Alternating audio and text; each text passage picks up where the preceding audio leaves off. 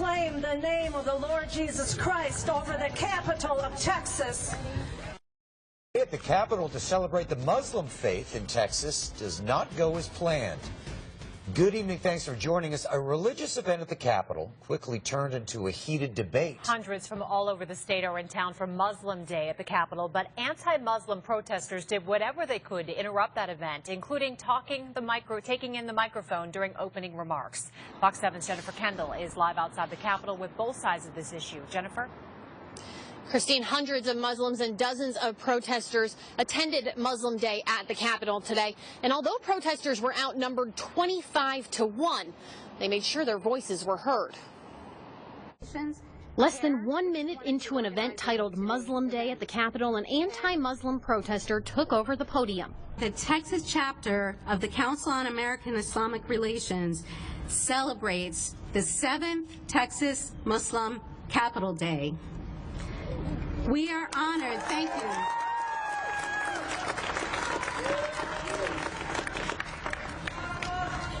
I proclaim the name of the Lord Jesus Christ over the capital of Texas. I stand against Islam and the false prophet Muhammad. Islam will never dominate the United States, and by the grace of God, it will not dominate Texas. Hundreds of middle school and high school students are bussed in from all over the state to celebrate Muslim Day. We all belong here. It is our right and responsibility to be here on the steps of the Texas Capitol. Protesters' voices echoed throughout the entire event. Abide by the Constitution or leave! And Muslim students couldn't help but take it personally. This is the greatest country to practice any religion in, including Islam, because we have the freedom to do so here. And that's why it saddens people protesting against a religion when freedom is what we're all about here. We do have freedom of speech, and we know that they have freedom of speech too. On the other hand, just not too long ago, the leader of CAIR said that Sharia law is above our laws. Well, I don't see that being the case, not here in Texas. And if they can't abide by our laws, then they need to go home. Muslims at the event say they hoped Muslim Day would be a peaceful, educational event.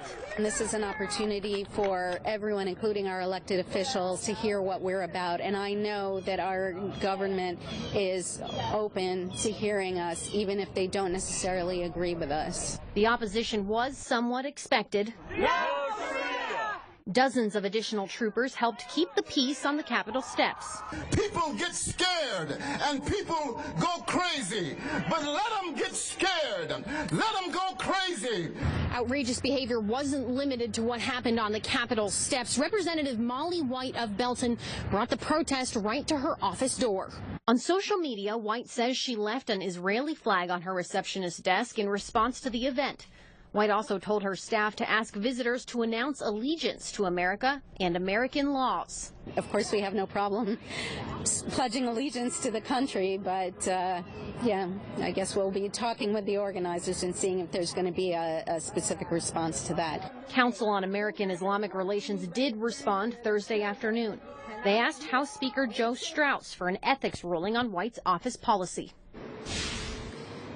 House Speaker Joe Straus did release a statement in response to CAIR's request. It reads, "The Texas Capitol belongs to all the people of this state, and legislators have a responsibility to treat all visitors just as we expect to be treated, with dignity and respect.